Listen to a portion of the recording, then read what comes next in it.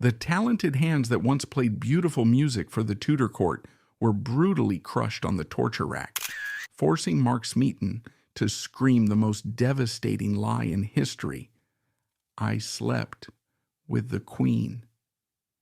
That unbearable physical agony broke the young musician's will completely, compelling him to confess to a treason he never committed, effectively signing the death warrant for the most powerful woman in England. That desperate confession became the sharpest weapon to send Anne Boleyn to the scaffold, forever branding Smeaton as a traitor in the bloody pages of Tudor history.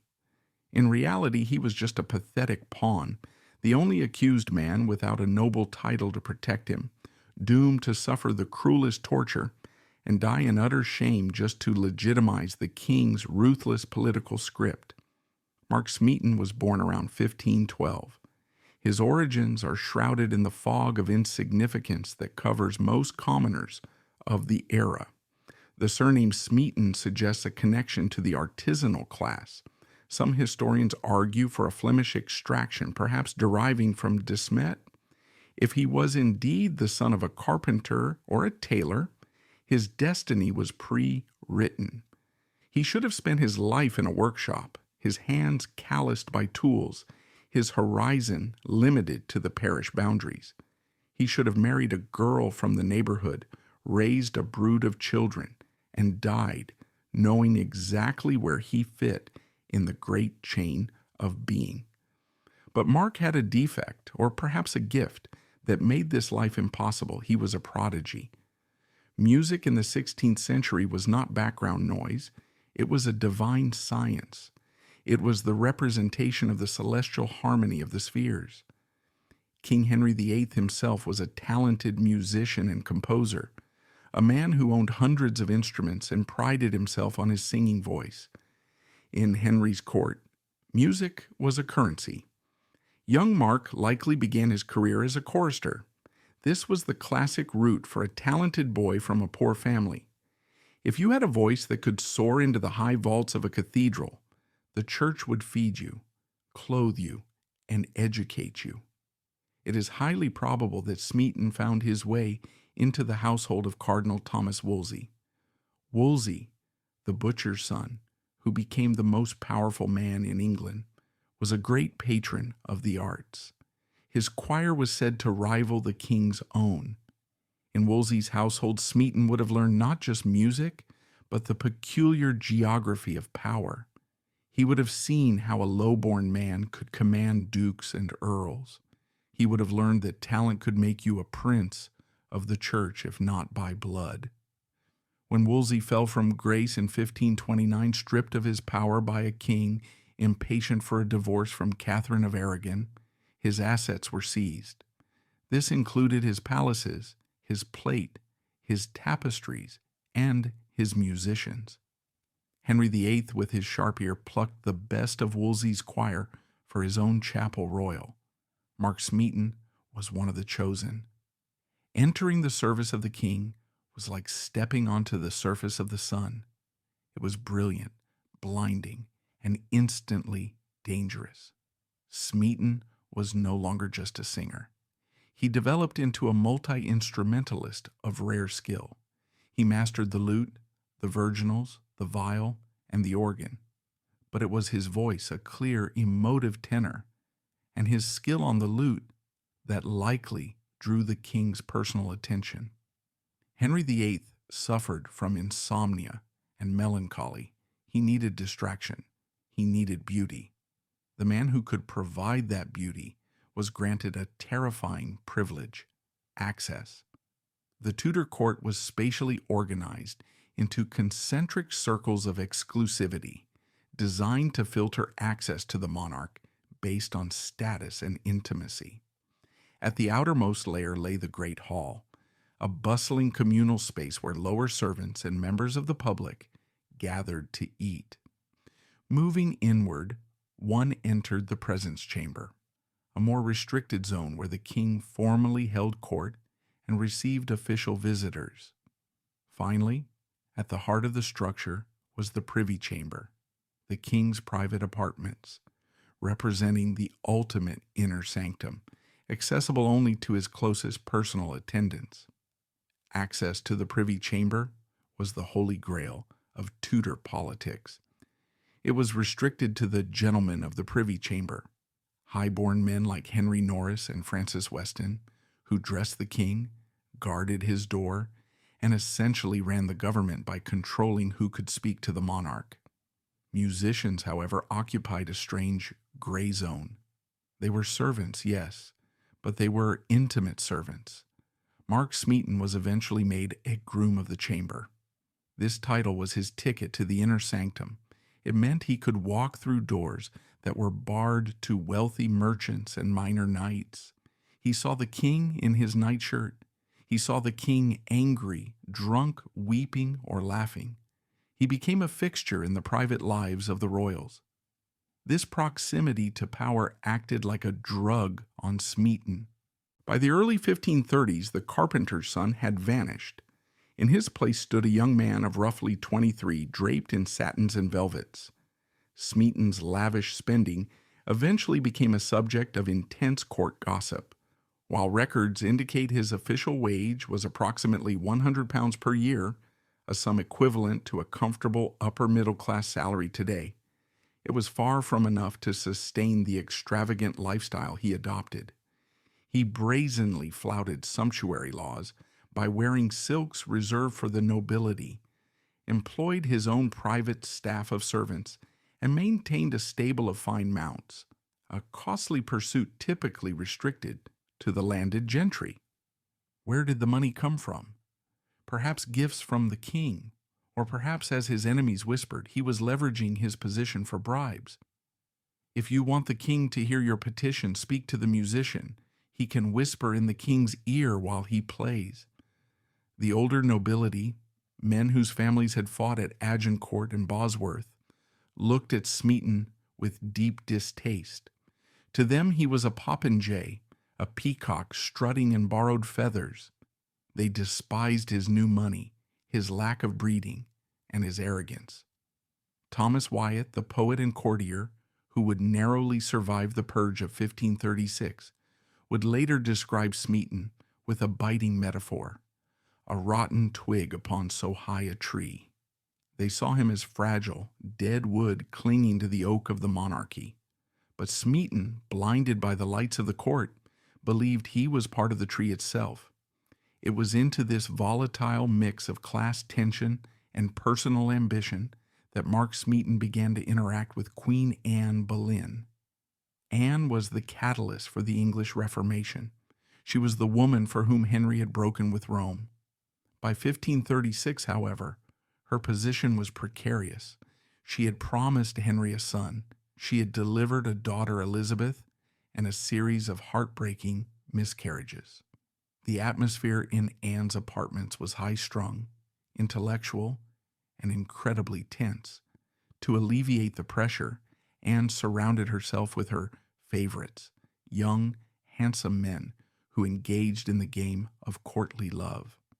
This was a highly codified social ritual.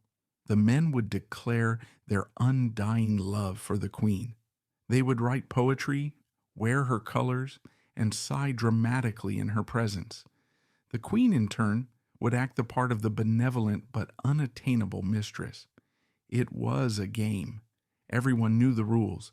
Everyone, perhaps, except Mark Smeaton. Smeaton was a commoner. He had not been raised with these subtle social codes. When the queen smiled at him or requested a sad song, he may have misinterpreted her aristocratic patronage for genuine personal affection. Or worse, he may have felt that his talent elevated him to a level where he could compete with the high-born men for her attention. The courtiers mocked him for this.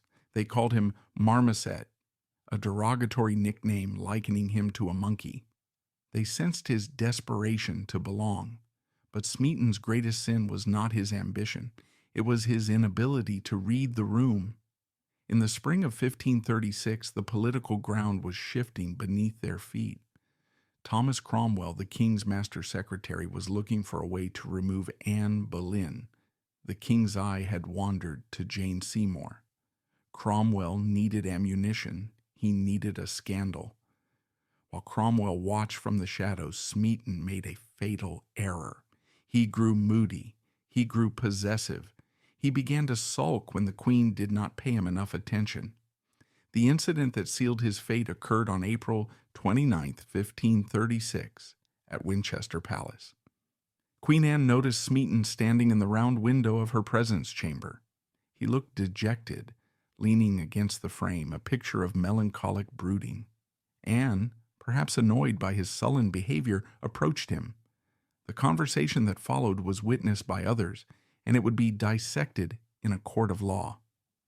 "You are sad," the Queen observed. "Why?" Smeaton, perhaps hoping for sympathy, or perhaps emboldened by his own ego, gave a cryptic, insolent reply. He implied that she didn't care for him as she did for others. Anne, realizing he was stepping out of line, tried to slap him down with the reality of his station. She reminded him of the vast gulf between them. "You may not look to have me speak to you as I should to a nobleman, for you be an inferior person." It was a stinging rebuke. Inferior person. It stripped away the silks and the horses and the applause. It reduced him back to the carpenter's son. Stung, humiliated, and desperate to assert some form of power in the interaction, Smeaton replied with a sentence that was both pathetic and catastrophic. "No, no, madam, a look sufficeth me. A look sufficeth me." To the modern ear, it sounds harmless. But in the paranoia of 1536, it was electric. It suggested a secret understanding. It suggested that he and the Queen did not need words, that a mere glance was enough to convey what? Love? Lust? Conspiracy? Those words were carried out of the room. They were whispered in corridors. And eventually they landed on the desk of Thomas Cromwell. Cromwell smiled. He had found his weak link. The lords, Norris, Weston, Brereton, were powerful. They would be hard to break. They had lawyers, families, and the king's own reluctance to believe in their guilt. But Mark Smeaton was a nobody. He was isolated. He was vulnerable. And he was about to receive an invitation to dinner. The air was thick with unspoken threats, but Smeaton, blinded by his own drama, failed to see the blade hanging over his head. That single sentence, "A look sufficeth me," did not just dissipate into the palace air. It became a weapon in the hands of his enemies. As the sun set on that fateful April, the machinery of the state began to turn, transforming a musician's foolishness into a capital crime. The stage was set for a confrontation that would strip away his silks and leave him shivering in the cold light of political reality. The weekend of April 29th and 30th, 1536, was the tipping point. The court was buzzing with the usual rumors, but beneath the surface, the machinery of the state was quietly realigning itself to crush Anne Boleyn. Mark Smeaton, still stinging from the Queen's rebuke at Winchester, likely spent that Sunday trying to regain his composure. He was a young man who lived on validation, and he had just been denied it. He did not know that his petulant comment, "A look sufficeth me," was already traveling down the chain of command. It had left the Queen's apartments, passed through the lips of her ladies-in-waiting, and landed squarely on the desk of the most dangerous man in England. Thomas Cromwell was the king's master secretary. He was a man of logic, efficiency, and utter ruthlessness. If the king wanted a new wife, Cromwell would clear the path. He knew that to bring down a queen, he needed more than vague dissatisfaction. He needed treason. Adultery in a queen was treason, but adultery requires a partner. Cromwell scrutinized the list of men circling Anne, weighing each target with cold precision. Henry Norris presented a formidable obstacle, being both too powerful and dangerously close to the king, while Francis Weston, another of the king's favorites, added to the protective ring around the queen. However, it was George Boleyn, her own brother, who held the potential for total ruin. Accusing him of incest was a nuclear option, a charge so incendiary that Cromwell knew he could not deploy it immediately, but rather needed to find a vulnerability elsewhere to pave the way first. And then there was Mark Smeaton, the musician, the vanity-filled boy who thought he was a lord. Smeaton was the loose thread. If Cromwell pulled hard enough, the whole tapestry would unravel.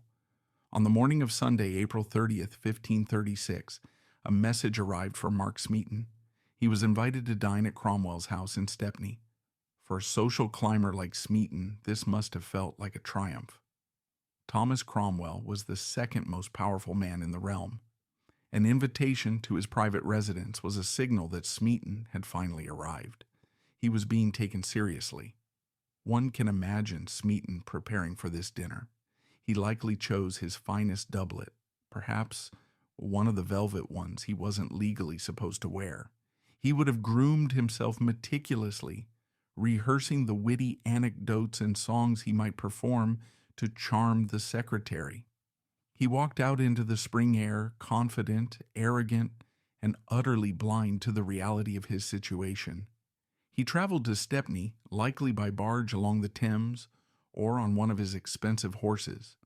When he arrived, the house would have seemed welcoming. Cromwell was known for his hospitality. But the moment Smeaton crossed the threshold, the illusion shattered.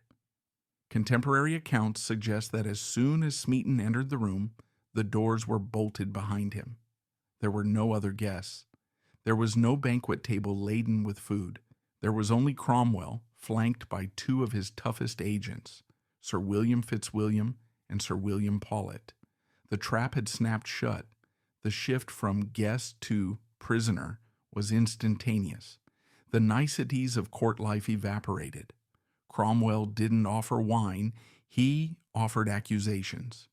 The exact transcript of the interrogation does not exist, but the nature of the questioning is well documented by the events that followed. Cromwell didn't ask if Smeaton had slept with the Queen. He asked when and how many times. You have had carnal knowledge of the Queen. Confess it. Smeaton initially would have been confused. The accusation was insane. To sleep with the Queen was high treason. It was death. He denied it. He protested his innocence. He likely tried to play the "I am a gentleman of the court" card, blustering and demanding to know why he was being treated this way. But Cromwell was not impressed by Smeaton's stolen feathers. To Cromwell, Smeaton was just a stubborn commoner who needed to be broken. This brings us to the darkest question of the Boleyn saga. Was Mark Smeaton tortured? Under English law, torture was technically illegal without a direct warrant from the king. It was rarely used on gentlemen. But Smeaton was not a gentleman. He was a carpenter's son. The protections of the Magna Carta did not apply to him in the same way they applied to a lord. The Spanish Chronicle, written by a merchant living in London at the time, provides a gruesome, specific detail that rings with the authority of truth. It claims that when words failed, Cromwell nodded to his men. They used a technique known as the knotted cord. A piece of rope, tied with hard, irregular knots, was wrapped around Smeaton's head, across his temples. A stick or cudgel was inserted into the loop of the rope. Slowly, methodically, the executioner would twist the stick. The physics of this torture are terrifying. As the rope tightens, the knots dig into the skull. The pressure builds behind the eyes. It feels as though the head is being crushed in a vice. The Chronicle describes the horror vividly. They twisted it until his eyes started from his head. Imagine the terror. Smeaton was a musician. His life was defined by sensitivity, to sound, to emotion, to beauty. He had soft hands. He had never been in a battle. He had never known physical hardship. Now he was alone in a room with men who viewed pain as a tool of the trade. He was 24 years old. He was in agony, and he was being offered a way out. Cromwell likely presented a chilling ultimatum, laying out two stark paths for the accused. If he chose to maintain his innocence, the torture would continue, culminating in the unspeakable agony of a common traitor's death. He would be hanged, drawn, and quartered, castrated and disemboweled while still breathing. The alternative was a grim compromise: confess and deliver the queen to her enemies in exchange for the mercy of the axe, granting him the swift, dignified execution of a nobleman rather than the prolonged butchery of a traitor. For Smeaton, the choice was between hell and death. He chose death. Smeaton broke. He sobbed out the words Cromwell needed. Yes, but a simple yes wasn't enough. Cromwell needed details to make the legal writ stick. Smeaton, perhaps delirious with pain or terrified of the rope tightening again, provided specifics. He confessed to having intimate relations with Queen Anne on specific dates. According to the indictment, these encounters took place on April 27, 1534, May 19, 1534, and May 26, 1535. Here is the tragedy that exposes the entire plot. These dates were lies. We know from the royal household accounts, comprising receipts, letters, and travelogues, that on these specific days, the Queen and Smeaton were not even in the same location. For instance, records show that on one date, the Queen was at Richmond while Smeaton was at Greenwich, and on another she was confined to her bed due to illness, constantly surrounded by her ladies-in-waiting. It was physically impossible for the adultery to have taken place. If this were a modern investigation, the case would be thrown out immediately. The alibis were ironclad. But Cromwell didn't care about the truth. He didn't need the dates to be factually correct. He just needed them to be legally recorded. He needed a confession signed by the lover himself. Smeaton signed. With that signature, he signed his own death warrant and the death warrant of the Queen of England. He was dragged from Stepney and thrown into the Tower of London. The popinjay was now a prisoner.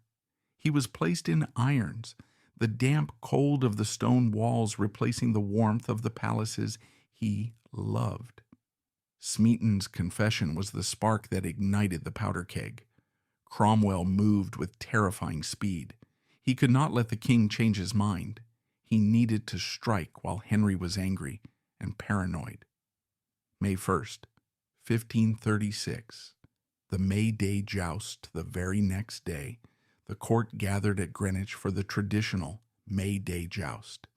It was a scene of pageantry and color. The king and queen sat together in the royal box. Henry Norris, the king's best friend, was leading the defenders on the field. George Boleyn was there. The king seemed in high spirits.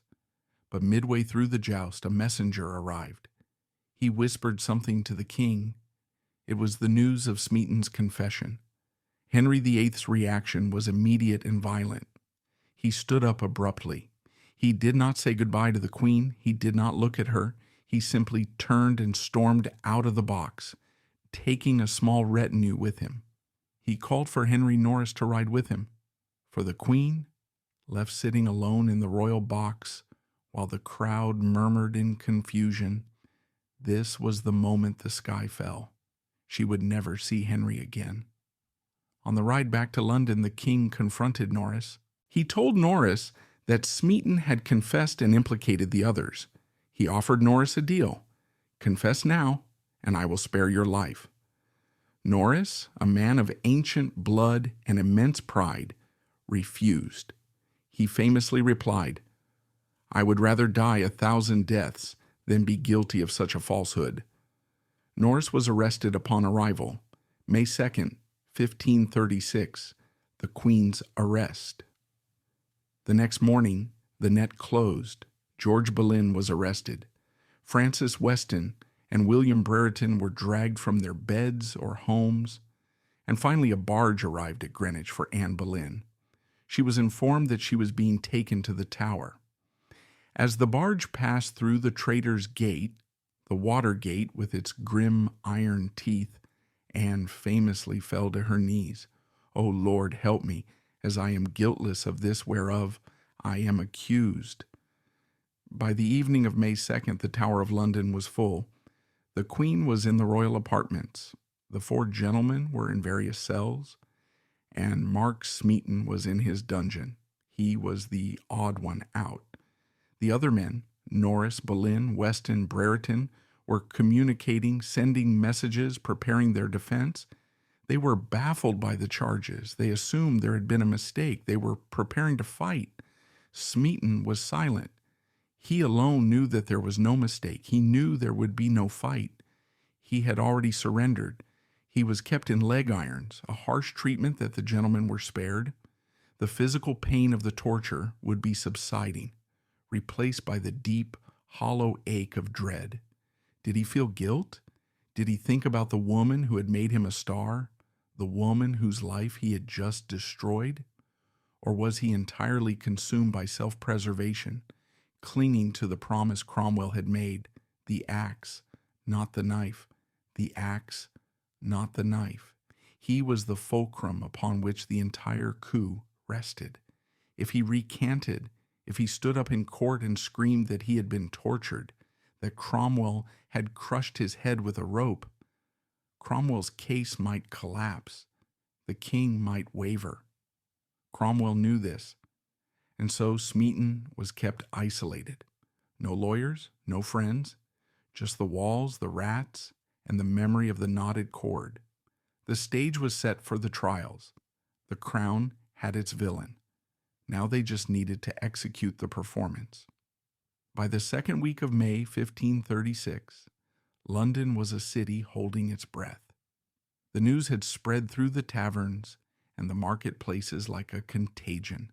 The Queen was a whore, a witch, a traitor, and her lovers were the very men who had stood closest to the king. It was a scandal of biblical proportions. On May 12th, 1536, the machinery of the Tudor state ground into motion for the first of the great show trials. The venue was Westminster Hall, the cavernous heart of English justice, with its magnificent hammer-beam roof that had looked down on centuries of kings and traitors. A special commission of Oyer and Terminer had been set up. The jury was packed with men who knew exactly what the king wanted. The outcome was preordained, but the theater had to be performed. 4 men were brought from the Tower to stand at the bar: Henry Norris, Francis Weston, William Brereton, and Mark Smeaton. The visual contrast was heartbreakingly stark. Norris, Weston, and Brereton were the golden youth of England. Even after days in the Tower, they carried themselves with the ingrained arrogance of the aristocracy. They were men of the sword and the tilt-yard. They looked at the jury with defiance.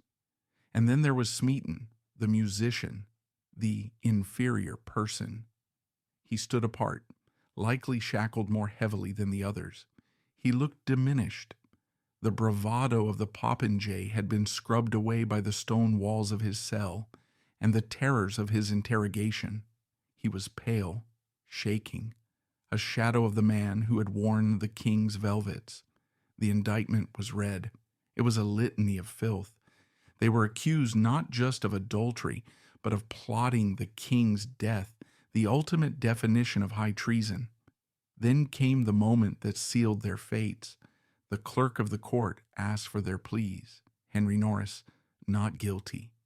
Francis Weston, not guilty. William Brereton, not guilty.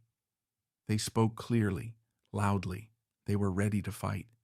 They knew the charges were fabricated. They knew the dates were impossible. They were gambling that their status and their history of service would save them. Then the clerk turned to Mark Smeaton. The hall went quiet, all eyes fixed on the carpenter's son. If he recanted now, if he shouted that he had been tortured, that Cromwell had crushed his head with a rope, the prosecution's case would wobble. The gentleman might be saved. Smeaton lowered his head. His voice, once celebrated for its clarity in the choir, was likely a murmur. Guilty. A ripple of shock, or perhaps grim satisfaction from the prosecutors, went through the room. With that one word, Mark Smeaton murdered his companions. By pleading guilty, he validated the conspiracy. He admitted that the plot existed. If the plot existed and he was part of it, then the others must be guilty too. He had removed the need for the prosecution to prove the crime had happened. Now they only had to prove the others were involved. Why did he do it? It is the question that has echoed for 500 years. Standing in Westminster Hall, safe from the rack, why didn't he speak the truth? Fear is the only answer. Cromwell's shadow was long. Smeaton likely believed that the deal still held. Stick to the script, and you get the axe. Deviate, and you get the knife. He was trading his honor and the lives of 4 other people for a quicker death. The trial that followed was a farce. Because Smeaton had pleaded guilty, he was essentially removed from the proceedings while the Crown attacked the other 3.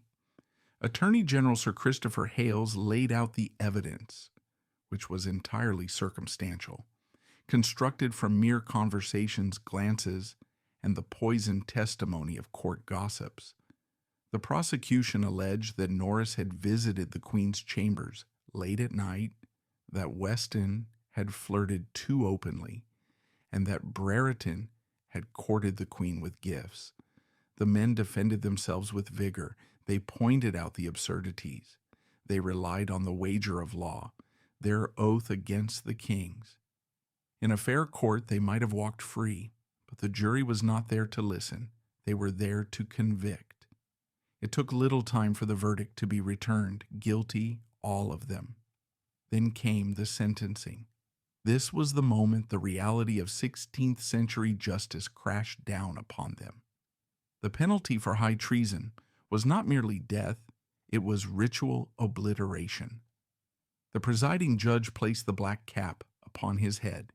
He looked down at the 4 men, the 3 defiant lords and the broken musician, and pronounced the sentence, "You are to be drawn on hurdles through the city of London to Tyburn, there to be hanged, cut down while yet alive, your bowels taken out and burned before your faces, your heads cut off, your bodies divided into 4 parts to be at the king's will." It is difficult for us to imagine the horror of hearing those words. It was a promise of unimaginable agony. You would be strangled until you passed out, woken up by the pain of a knife slicing your abdomen, and you would die watching your own organs being thrown into a fire. Smeaton must have trembled. This was exactly what he had betrayed everyone to avoid. Had Cromwell lied? Was he going to die the traitor's death after all? They were led back to the barge. The blade of the headsman's axe now turned toward them, signaling their condemnation to the watching crowds. Saturday, Sunday, Monday, Tuesday. 4 days passed in the tower. Inside the fortress, the dynamic had shifted. The men were now dead men walking. They prepared their souls.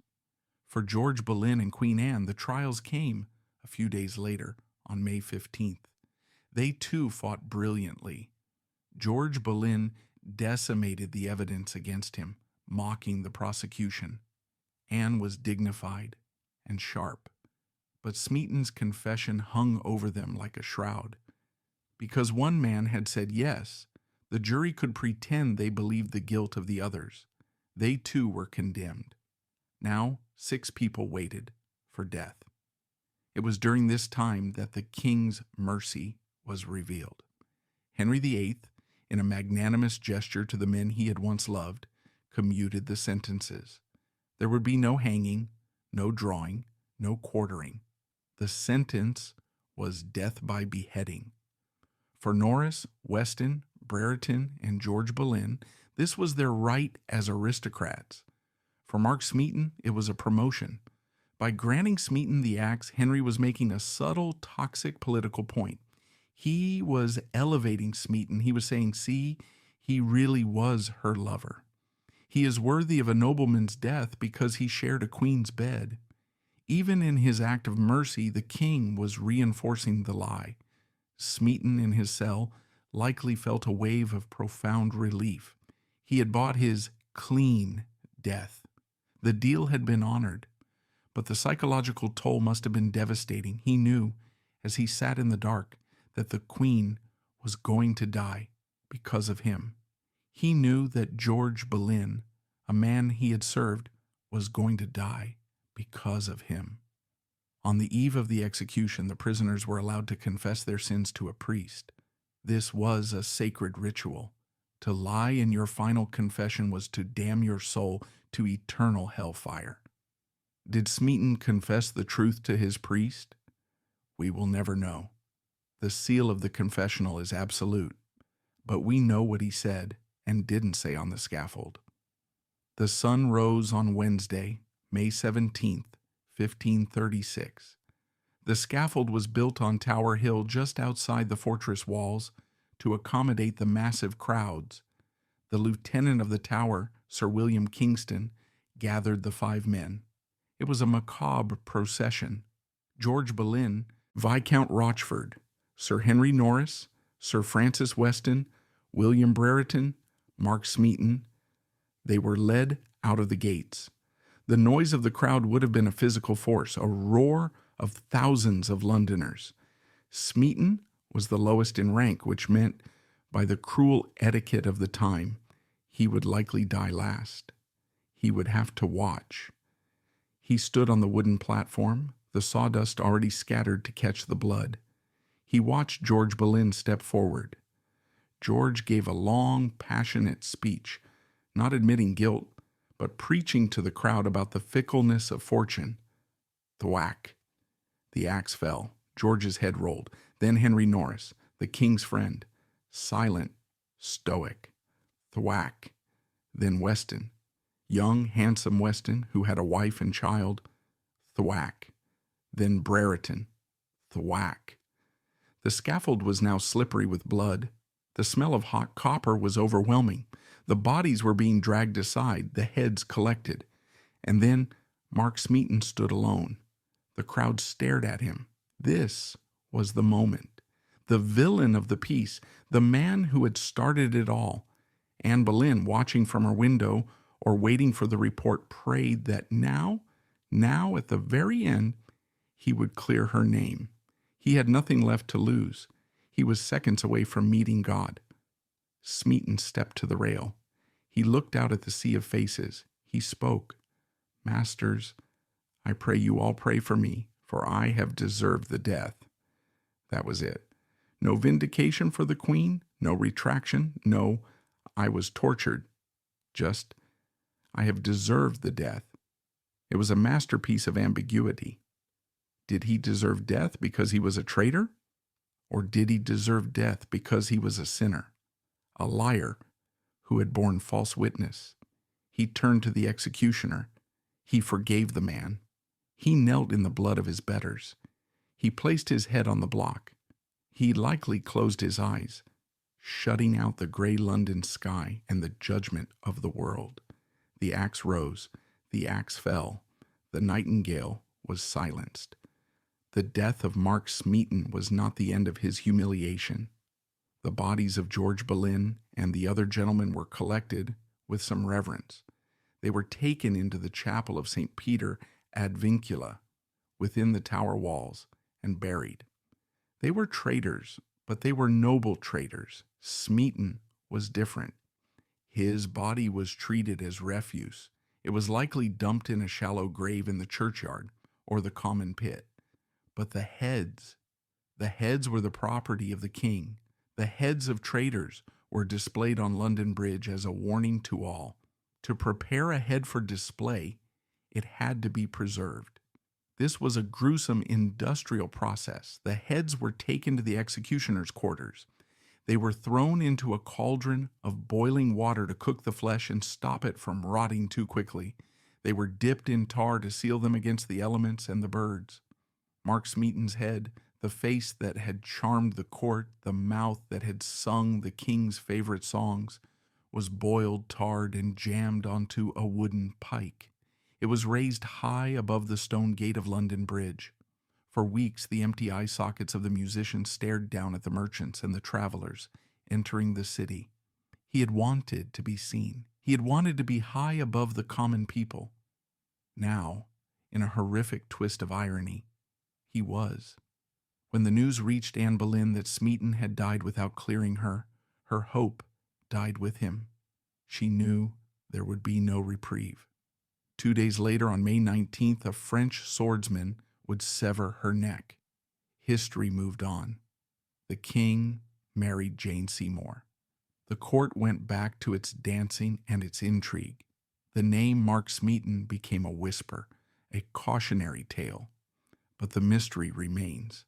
Was he a villain, a coward, or a victim of a system so brutal that it could crush the soul of a man before it ever touched his body? The physical destruction of Mark Smeaton was complete, his body discarded, his head a gruesome trophy rotting above the Thames. Yet the death of the man was only the birth of the scandal.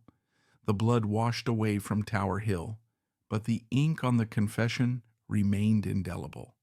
It rippled outward, staining not just the reputation of the dead queen, but threatening the future of the dynasty itself, casting a long, dark shadow over a little girl who would one day rule the world. When the axe severed Mark Smeaton's neck on May 17, 1536, his physical life ended, but his life as a historical symbol was just beginning. Smeaton did not just die, he left behind a ghost that would haunt the Tudor dynasty for decades. In the immediate aftermath of the executions, the court of Henry VIII tried to wash away the blood and move on. The king married Jane Seymour just 11 days after Anne Boleyn's death. The musicians of the Chapel Royal were ordered to find a replacement for their star tenor. The popinjay was gone. But Mark Smeaton's confession, that single, fatal yes, could not be so easily erased. It became a weapon. The most tragic victim of Smeaton's confession, other than the Queen herself, was her daughter, Princess Elizabeth. Elizabeth was only 2 years old when her mother was executed. Instantly, she was declared a bastard. Her title was stripped. She became merely the Lady Elizabeth. But the stain of Smeaton went deeper than legal status. Because Smeaton had confessed to being Anne's lover, and because the dates of his alleged crimes were uncomfortably close to the time of Elizabeth's infancy, his name became a tool to question Elizabeth's royal blood. Decades later, when Elizabeth's Catholic half-sister Mary I sat on the throne, the Smeaton slur was revived with vicious intent. Mary, who hated Anne Boleyn for displacing her own mother, reportedly looked at the young Elizabeth's face and sneered. She claimed she saw no resemblance to King Henry VIII in Elizabeth's features. Instead, she whispered to her courtiers that Elizabeth had the face of Mark Smeaton. It was a cruel, calculated lie. Elizabeth was the spitting image of Henry VIII. She had his red gold hair, his pale skin, his long nose, and his fiery temper. But the rumor persisted in the dark corners of Catholic Europe. The Queen of England is the bastard spawn of a lute player. For Elizabeth, Smeaton was not just a traitor. He was the man whose weakness had cursed her legitimacy. How did Smeaton's contemporaries view him? Did they see him as a villain who destroyed a queen, or a victim who broke under pressure? We have a rare contemporary insight from the poet Sir Thomas Wyatt. Wyatt was a courtier who knew all the men involved. He had been imprisoned in the Tower at the same time as them, watching the executions from his cell window. He survived the purge, likely because of his family connections and Cromwell's protection. In his poem In Mourning Wise, Wyatt wrote an elegy for the 5 men. He dedicates a stanza to each of them. For George Boleyn, he expresses grief. For Henry Norris, he expresses respect.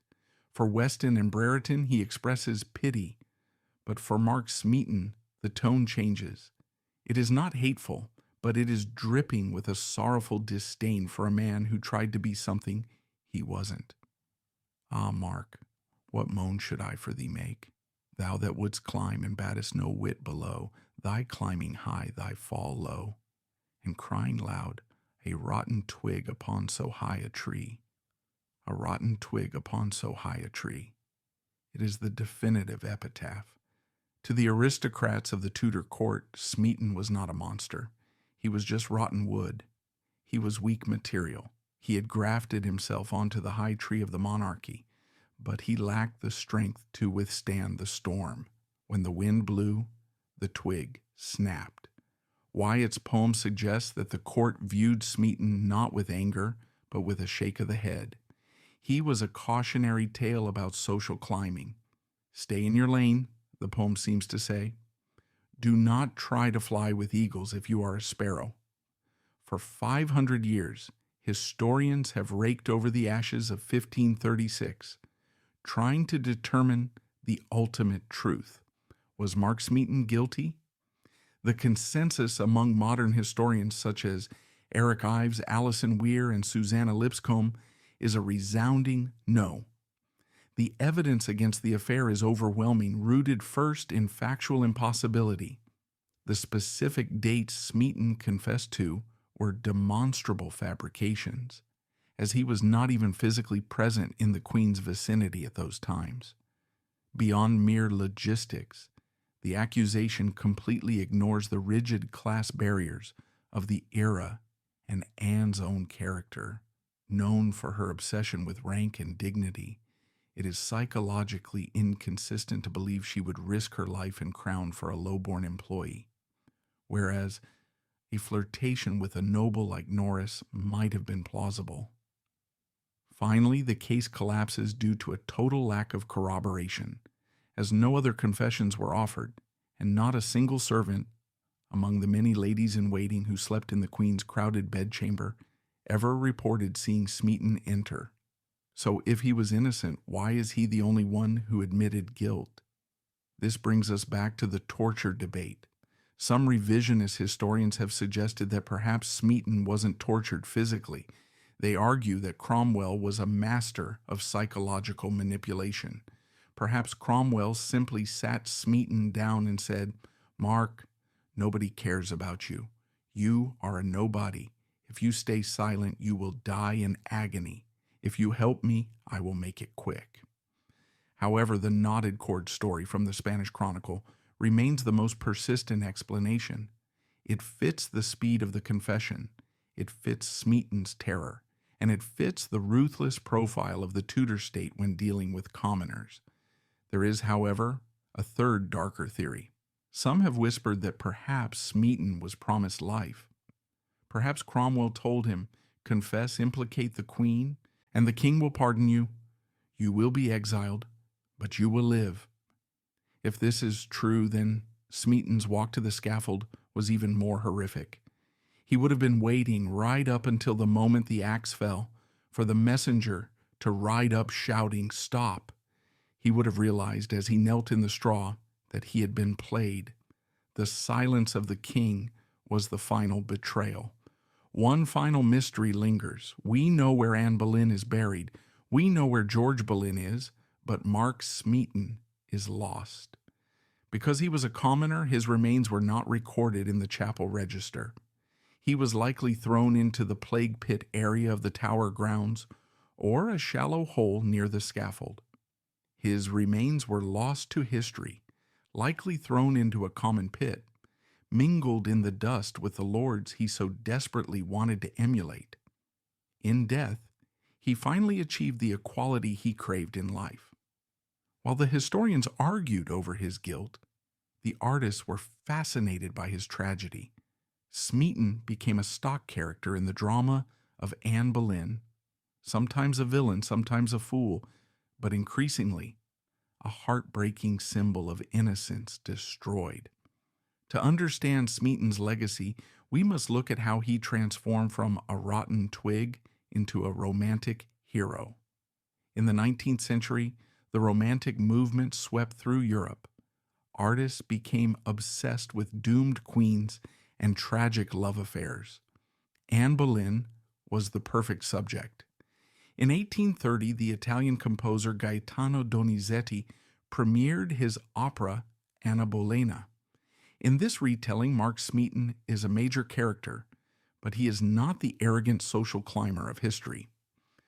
Donizetti transforms Smeaton into a deeply sympathetic figure, a shift achieved largely through casting the character as a trouser role for a female contralto or mezzo-soprano. This artistic choice immediately softens his presence, imbuing him with a youthful, androgynous vulnerability that frames him not as a grown man, but as a devoted boy driven by a pure, puppy-dog love for the queen. Within the narrative, this innocence renders his actions tragic rather than malicious. He steals a medallion of Anne solely to cherish her image from afar, and his ultimate betrayal is born of naivety, not cowardice.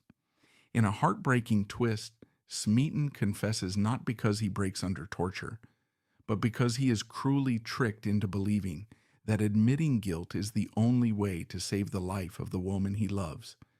In the famous aria, A Parea che per incanto, Smeaton sings of his secret passion. The opera solidified the image of Smeaton as the unwitting betrayer, a sweet, naive boy who is manipulated by cruel men rather than a malicious liar. For Victorian audiences, this was the Smeaton they wanted, a tragic poet, not a rotten twig.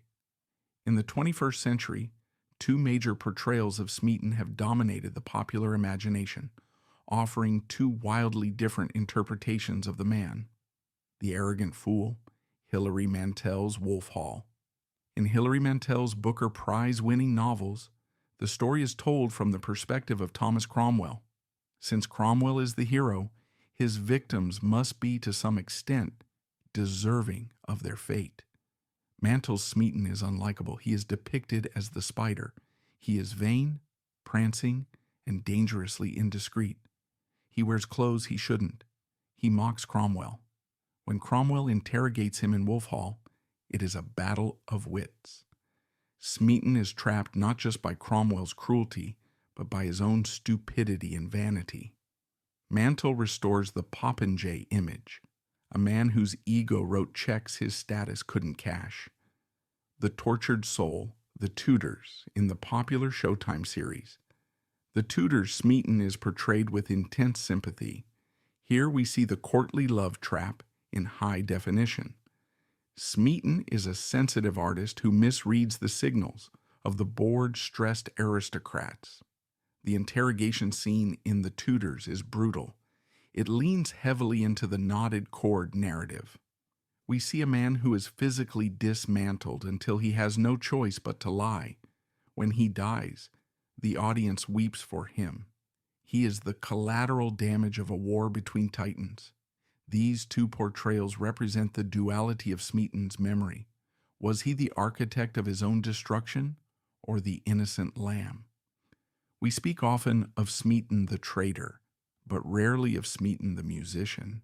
Yet music was the reason he was there in the first place. What did Mark Smeaton actually sound like? Although we have no surviving compositions that can be definitively attributed to him, we know the soundscape of the world he lived in, where he would have performed the hits of the Henrician court. To please his master, Smeaton would have sung King Henry's own Pastime with Good Company, with gusto, a rousing masculine song celebrating hunting, drinking, and fellowship. In contrast, the haunting ballad O Death, Rock Me Asleep is a desperate plea for the end of pain, often attributed to Anne Boleyn or her brother George during their time in the Tower, though some musicologists suggest it may have been written by Smeaton himself. The lyrics capture a tragic resignation. O death, rock me asleep, bring me to quiet rest, let pass my weary, guiltless ghost out of my careful breast. If Smeaton did not write it, he certainly would have known the style. The melancholic lute song was the pop music of the 1530s. There is a surviving music manuscript known as the Anne Boleyn Songbook. It contains works by the greatest composers of the day, Josquin des Prés, Brumel, and Mouton. Mark Smeaton would have held this very book. His fingers would have traced these notes. He would have stood in the Queen's chambers, the candlelight flickering on the tapestries, his voice weaving through the complex polyphony that Anne loved so much. It is a chilling thought.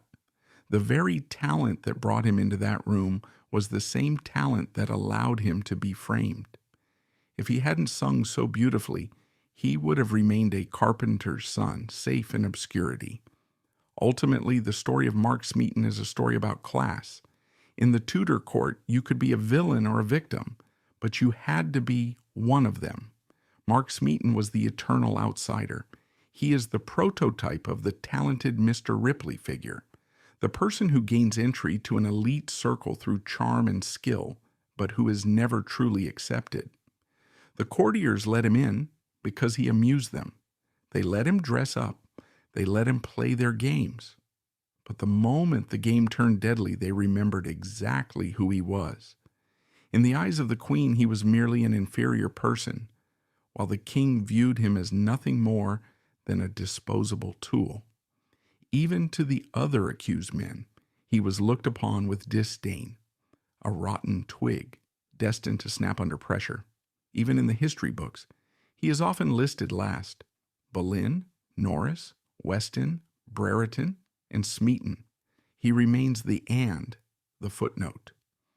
But perhaps that is why his story endures. Most of us are not queens or kings. Most of us are not dukes with ancient bloodlines. If we were transported back to 1536, we would not be Anne Boleyn or Henry VIII. We would be Mark Smeaton. We would be the person trying to survive in a room full of sharks, hoping that our talent would be enough to protect us. And Mark Smeaton's tragedy is the realization that sometimes talent is not enough. We can analyze the operas and the novels, dissecting the fictional Mark Smeaton to find the hero or the villain we desire. But to truly touch the hem of his tragedy, we must leave the realm of imagination and return to the cold, hard stone of the place where it happened. The music has long faded and the players have exited the stage, but the walls of the fortress still stand, silent witnesses to the final, lonely hours of the boy who flew too high. If you visit London today, the Tower of London stands as a pristine tourist attraction. The yeoman warders tell jokes, the ravens hop on the perfectly manicured green, and children buy plastic swords in the gift shop. It is hard to reconcile this sanitized heritage site with the slaughterhouse of 1536. But for those who know the story of Mark Smeaton, there are corners of the fortress that still hold the chill of that May morning. To truly understand the end of his story, we must look at the physical evidence that remains. Mark Smeaton was likely held in the Coal Harbor Tower or a similar secure lodging near the White Tower. Unlike the high-status prisoners who were often housed in the lieutenant's lodgings, Smeaton's accommodation would have been grim. The tower in the 1530s was a busy industrial complex. It was a palace, yes, but also a mint, an armory, and a zoo. Smeaton would have heard the roar of the lions kept in the lion tower near the entrance. He would have heard the smiths working the iron, but the most terrifying sound would have been the silence of his own isolation. While the gentlemen, Norris, Weston, Brereton, and Boleyn, were often allowed to dine together or send messages, Smeaton was likely kept in solitary confinement. This was a calculated psychological tactic by Thomas Cromwell. By keeping Smeaton away from the aristocrats, Cromwell prevented them from stiffening his resolve. If Smeaton had spoken to Henry Norris, Norris might have said, "Don't be a fool, man. Deny everything. The king won't kill us all." Alone, Smeaton had no voice but his own fear. The emotional center of the Smeaton story lies in a small, unassuming church in the corner of the Tower Green, the Chapel of St. Peter at Vincula. The Victorian historian Thomas Macaulay famously called this chapel, in truth, the saddest spot on earth. He wrote that while Westminster Abbey holds the bodies of those who died in glory, St. Peter's holds the bodies of those who died in shame. Here lie two queens of England. Here lie saints and rebels. And somewhere near here lies Mark Smeaton. But unlike the others, Smeaton is invisible. If you walk into the chapel today, you will see a beautiful marble pavement situated near the altar. This elegant stone floor serves as a memorial, listing the famous names of the historical figures buried beneath it, including Anne Boleyn, Jane Grey, and George Boleyn. Mark Smeaton's name is not on the floor. In 1876, Queen Victoria ordered the chapel floor to be restored. Workers lifted the flagstones and found a chaotic jumble of bones. The bodies of the executed had been buried shallowly, often without coffins. In whatever space was available, they identified Anne Boleyn. They identified the robust bones of the Duke of Northumberland. But the common traitors, Smeaton, Weston, and Brereton, were harder to distinguish. Their bones were likely mixed together, or perhaps they were buried outside the chapel walls in the general churchyard, which has since been paved over. There is a profound sadness in this. Smeaton spent his life trying to get into the inner circle. He dressed like them. He rode like them. In death, he was finally united with them in the same earth, yet he remains unnamed. He is the dust between the stones. Why does the story of Mark Smeaton obsess us 500 years later? It is because he represents the fragility of truth. We like to believe that justice prevails. We like to believe that if we are innocent, we will be saved. Mark Smeaton's tragic fate serves as stark proof that within a tyrannical system, the truth is rendered utterly irrelevant. When he steadfastly maintained the truth of his innocence, his honesty was met with brutal torture. However, when he was eventually broken and offered the lie that his captors demanded, confessing to a guilt he did not possess, he was promptly executed. Ultimately, his story illustrates a harrowing no-win situation where neither integrity nor deceit could offer salvation, demonstrating that for the regime, the political narrative mattered far more than reality.